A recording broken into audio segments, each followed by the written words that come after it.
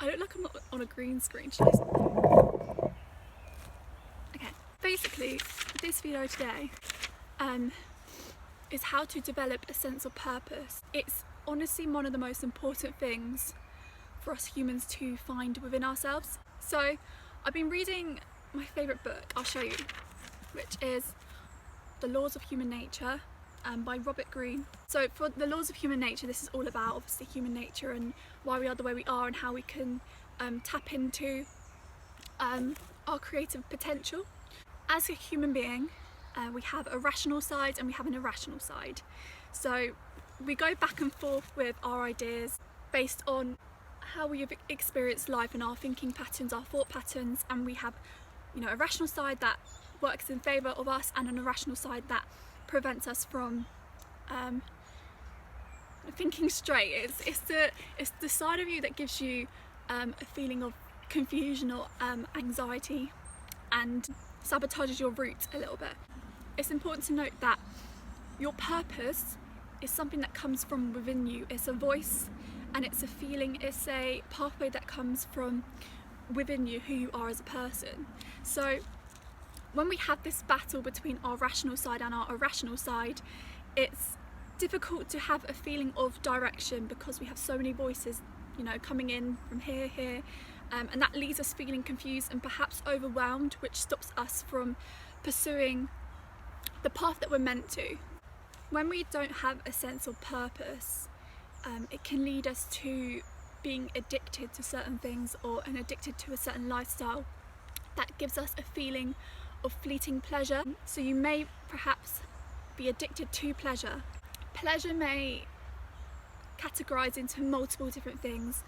It could be actually sleep, it could be stimulants, entertainment, gambling, eating, shopping, different kind of like involvement in games. It works as an avoidance to your purpose because everyone has a certain amount of creative energy that they need to focus into something, otherwise the person will suffer from more anxiety than they're prone to, or more fleets of depression, and it can literally overpower your life and it can cause you to avoid and miss out on a lot of things. This is what Robert Greene said about the pursuit of pleasure. And he said, work may seem as just something that's irritating, a necessity of life, and what really motivates us is avoiding the pain and finding as much pleasure as we can outside of work and in various forms. And again, this kind of avoidance or purpose, it doesn't occur on purpose. Obviously people are trying to find something that is fulfilling for them, but it's a difficult bout, especially when you're in a period of life where you feel a lot of external pressure and internal pressure also. You know, your mind can be your worst enemy. A purpose is a meaning to wake up in the morning.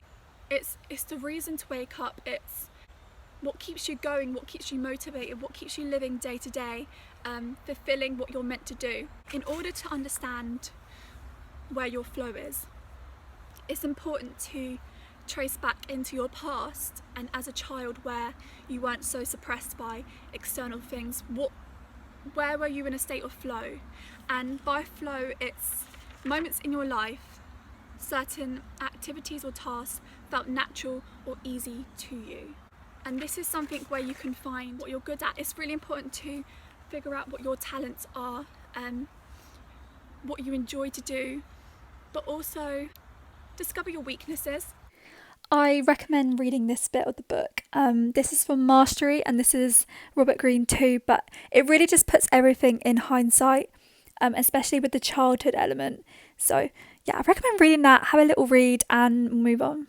People keep walking by and keep laughing. It doesn't matter because this is, again, that's the thing. When you're doing your purpose, you don't feel a sense of embarrassment and you're not so ruled by external criticism or internal criticism because, you know, you're doing what you're meant to be doing. So even being here now in a forest where people are walking by, I don't feel a sense of embarrassment. I feel like I'm learning to help others, but others are also teaching me. So it's like a, you know, I'm not always right, and that's the next point, is ego. It's making sure you resume humble and resume down to earth, because you know everyone has a purpose to fulfill their life purpose. So you know, we're all in the same boat trying to figure it out. Everyone has different ways they express this, but it's important to stay humble and not believe that you are right all the time. It's important to always be in the learning position at all times. You know, you may not always be right, and you have to be open when you state things. Like as I'm talking now, I might not be right, and this is only some of the things I've read about and some of the things I've experienced myself. So I'm open to criticism, or I try to be open to criticism. You know, I'm not gonna lie, I'm a little bit stubborn, I'm a little bit like that, but I am learning to be more open. But yeah, it's important when you're on the route of your purpose to understand where things, you know, what went wrong and why did this go wrong, and understand why it did and why that was meant to happen, and then continue moving forward. Even when you're on your purpose, you will have people in the same working pathway, is that the word? Working career or such, who will be better than you. There'll always be people better than you, and it's important not to envy them. And I find that what I've read about is, what I've seen in people is that when they're on their purpose, they're not envious of other people, because other people have their own way of, you know, expressing themselves. So we all have our own path. I mean, especially on here with Tara, I see some people who get like 50,000 views, and I'm like, huh? What? And their craft is amazing. You just kind of had to respect it and go, you know, no, I'm doing my own thing, they're doing their own thing, and we're just all on the same route in a way. Your work will give you a sense of purpose, a sense of confidence. If you haven't experienced this before, when what you do and how you help others and add to the world, it will fuel you with a sense of innate confidence and a reduction in anxiety, so that to the point where it's not as debilitating for some people. There's a difference between a desire for attention and a desire for a purpose. You have to remember that attention is fleeting. You know, attention comes and goes, but if you're attached to the attention aspect, you're not really focused on your purpose if you're concerned about that. So that's another kind of like warning sign I found is, you know, if I'm so tied up in what attention it brings, and that's my ego talking, it's not my purpose. You know, purpose is learning the skills you can acquire, what skills you have now that can aid towards what you want to do, and using them and developing them. Because I think people get I personally, I truly believe that people have lots of different things that are involved in their purpose. For instance, someone I know is an artist, but they're also a psychologist, and they kind of pursue them at the same time, and you know, intervene them and always find ways to relate and link them. But yeah, while you're learning something, always say, I could be wrong, because you know, you could be wrong. You need to be open to understanding that you might not be wrong. An equalist, but it's kind of handling criticism. Obviously there's a point where some people say criticism that is just a dig, but when you're on your purpose, it wouldn't bother you as much, because you'll feel deeply satisfied within.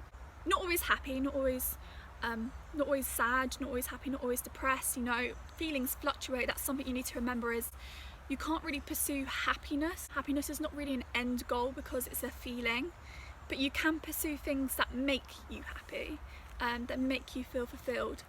So in Robert Greene's book, he talks about pain of not being on your purpose and what they look like in your life. So I'm going to read out a little bit about these 4 things. The first one is feeling increasingly bored, and obviously because you have a lot of time and restless energy. And he says, not really engaged in our work, we turn to various distractions to occupy our restless minds. And normally restlessness is bounds of creativity that hasn't been expressed. And this tends to find its way in addictions and other places to focus your energy that are quite fleeting. And it says, only when we are alone or in down moments do we actually experience the chronic boredom that motivates many of our actions and eats away at us. That's one of them. The second one is we feel increasingly insecure. This talks about, this is what he says here, I've highlighted it. We all have dreams and a sense of our own potential. If we have wandered aimlessly through life or gone astray, we begin to become aware of the discrepancy between our dreams and our reality. We have no solid accomplishments. We feel envious of those who do.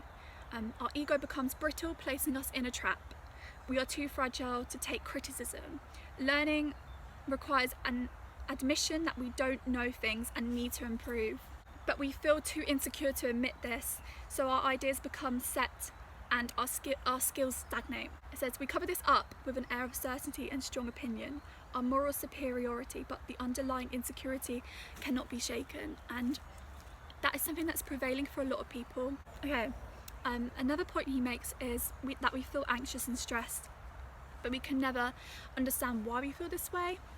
It says, life involves inevitable obstacles and difficulties, but we have spent much of our time trying to avoid anything painful. Perhaps we didn't take on responsibilities that would open us to failure.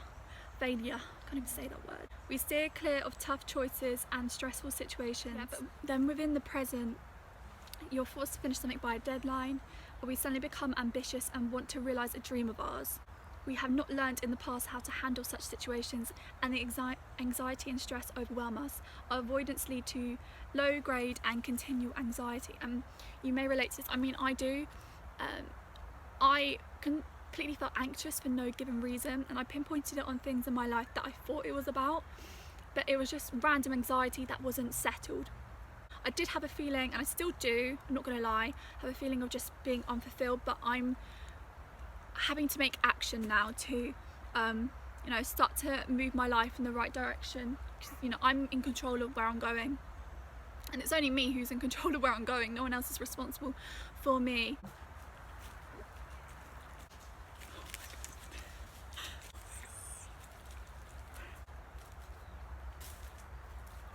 I'm in heaven. No, go to your owner. Go to your owner. Go to your owner, come on. Quick.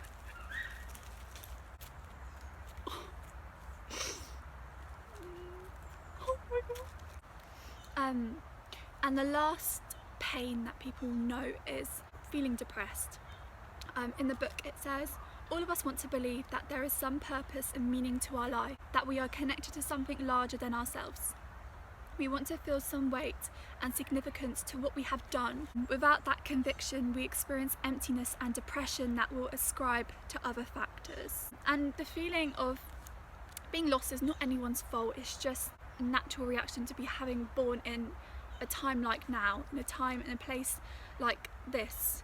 The next thing is being perseverance with getting good at something, whether this is a hobby, something that just is you just feel drawn to, and you can't really pinpoint why, but following that notion you will feel way more fulfillment kind of learning about this. Like, what's that thing that when you're doing it you feel a state of flow, you feel a state of just very much intense concentration, obviously not all the time, but what's that feeling where you just feel in flow and it's somewhat in a state of happiness, and kind of channel that. Having to get good at something, it requires a lot of patience, and when you're not truly into something you don't have that patience to cope with your fluctuating emotions throughout it. But when you actually find something that's aligned with your purpose, you'll be way more motivated to persevering through ups and downs. Obviously emotions are fluctuating, so you won't always feel fulfilled, you won't always feel happiness at a certain point. Through this you'll just learn to emotionally be regulated, and you'll pick up how to coping mechanisms with persevering and learning in that particular field. But yeah, everything requires patience, and one of the best things to invest in is things that you're good at and skills you're good at. Whether this is actually you're very charismatic and you're great at talking to people, that could be one of your strong points, or it could actually be a sport, or if you're very drawn to nature, you could be studying gardening. But you'll know what feels right towards you. It will just feel in a state of flow, and you'll randomly be guided back and forth, and you might find that when you were younger or a child you also enjoyed this was something you were curious about as a kid, as a child. So always analyse your past and what points were you in a state of flow and you felt aligned, and that will help you kind of understand the flow state and what makes you happy and what brings you a lot of fulfillment right now. What are you curious about? That's something to go off. Like, what's something you're curious about, and follow that instinct. You'll always stay focused on something that you're very curious about deep down. I don't know how to explain that. It's something that you're always drawn back to, no matter how much you push it to the side. It's something you always just like at core. In the book, Robert Greene talks about embracing a deadline to ensure that you are staying on your purpose, because in having a deadline intensifies your purpose. You have to complete something at a certain time. Obviously, you've got to prioritise your mental health. Don't set deadlines that are not fulfilling or just stressful, but when you have deadlines, you'll feel way more motivated to seeing the end goal. And if you had to get it done in 3 months, it's more likely you'll get it done in 3 months than if you didn't have a deadline. We are susceptible to moods and energy of other people. These are the 3 things. What drives people? What is motivating them? That's something you have to see in someone. Where's their motivation laying? Kind of understand that aspect of someone, and then distinguish who wants to find a sense of purpose. You know, who's actively seeking for it, and then who actually does have a high sense of purpose. Connecting sense of purpose and studying what suits you. So again, no one can dictate what you're studying. It's up to you what you want to learn. You'll always be drawn to study what sparks your interest. If you're at a place in your life where you are kind of transitioning because you don't like the job or the thing you're doing currently, and you feel like you need to move to something else, you've got to ask yourself, what have I learned from this, and how can I apply it? How can I apply it in what I'm doing now, or where can I apply this? Yeah, what sparks your curiosity? What leads you to do what you want to do? That's the question you've got to question to yourself. It gives you a sense of mission, and that's what people want. People want this sense of mission. They want something to focus on and accomplish. So another thing it says is, on our purpose, we know the value of limiting ourselves. Opting for depth of experience rather than overstimulation, and you'll naturally learn the balance when you're on this route. Again, I'm talking as someone who is becoming aware of this right now, and learning to implement it in my life. So I'll keep you updated, because I don't want to be a hypocrite. I am a hypocrite to an extent. This is what I've kind of been learning. I really recommend this book to anyone who is struggling with finding out where they're going or who they are, because obviously the older you get, the more influence you get from external things that determine your character. But you always have a sense of, you've got this, okay, imagine this, you've got a seed inside of you that is where your purpose lays, and it's accessing that and learning to kind of shift, and it will bring you a sense of fulfillment. And that's what I'm trying to do now. So I'm just trying to get myself involved and actually put in the effort to try and shift my reality rather than waiting for things to happen, because I was at a point where not a lot was changing in my life, and I felt a sense of void, anxiety, depression to an extent, obviously not clinical depression, but just emptiness. And I'd rely on, you know, visiting friends or other people to stimulate me. Even I was addicted to video gaming for a point, and that wasn't healthy, and that distracted me. So, you know, pinpoint what your distractions are. It's just your body trying to find a way to kind of channel that purposeful energy for the meantime, so you can always shift it. This is one other thing I want to say. This is a chapter about money and success, and it says, for many people, the pursuit of money and the status can supply them with plenty of motivation and focus. Such types would consider figuring out their calling in life as a monumental waste of time and an inadequate notion. But in the long run, this philosophy often yields the most impractical results. This is obviously an opinion and also a study on people who have kind of taken this route. But first, most often than not, such types enter the field in which they can make the most money the fastest. They aim for the biggest paychecks. Their career choice have slight or no connection to their actual inclinations. The field they choose will tend to be crowded with other insatiable hunters of money and successes, so the competition usually is fierce. They begin to feel restless and ever so slightly bored. They try different avenues for money and success. They need new challenges. They have to keep finding ways to motivate themselves. They make the biggest mistakes in their obsessive pursuit of money because of their thinking is so short term. If we make money our primary goal, we never truly cultivate our uniqueness, and eventually someone younger and hungrier will supplement us. Everyone has a talent, that's the thing. When you suddenly think you're unique to everyone else, everyone is unique to a certain extent. Everyone has something they need to offer, and that's why we're here, and that's why our life is so valuable. I'm trying to ground myself a little bit more. I'm going for walks every day. I'm trying to spark conversations with people outside of my comfort zone or in public, so I can learn to connect to people, because I got to the point I was so scared of connection. I was so scared of speaking to people, and I had no idea where that rooted from. And I didn't feel enough, and that's why I didn't really have a focus. I was kind of waiting all day to go and see people and for them to validate me, and realistically I can't be letting them do that. It's my fault for not focusing myself on the things I'm good at. But yeah guys, it's never too late to find your purpose at all. That's what we're here for. No age relates to finding your purpose. It's never too late. If you're alive right now, it's not too late. Seriously, on a serious me to you level, if you're alive right now, not too late. But I hope everyone's okay. Everyone's got their own suffering they experience for themselves that, you know, blocks them from believing themselves and living life to how they want to, and things that are just in their life that provides us, you know, sadness, and some things just happen and are awful, to be honest. Some things I can't find an explanation for happening. Please comment below, discuss if you have found your purpose or you're trying to figure it out. I would love to hear, and we're in this together. I'm here to learn, and this channel is for learning. It's not for stating what I know, it's stating what I'm trying to learn. I'm open to being wrong. Start doing your own thing, trust me. Trust me. Start transitioning your life. You got this. You got this. Realistically, I didn't change until I wanted to change, and that's been about 4 years since my parents or friends around me were like encouraging me to do something. I can't change unless I want to. That's the thing, you know? You can't take a horse to a lake and tell it to drink if it doesn't want to drink. Stay safe. I'm going to leave this video here, so I hope you enjoyed, and I hope this helped. And educate me, please do. Please share what you have to know. I'd love to know. But yeah, that's all I have to say, and goodbye.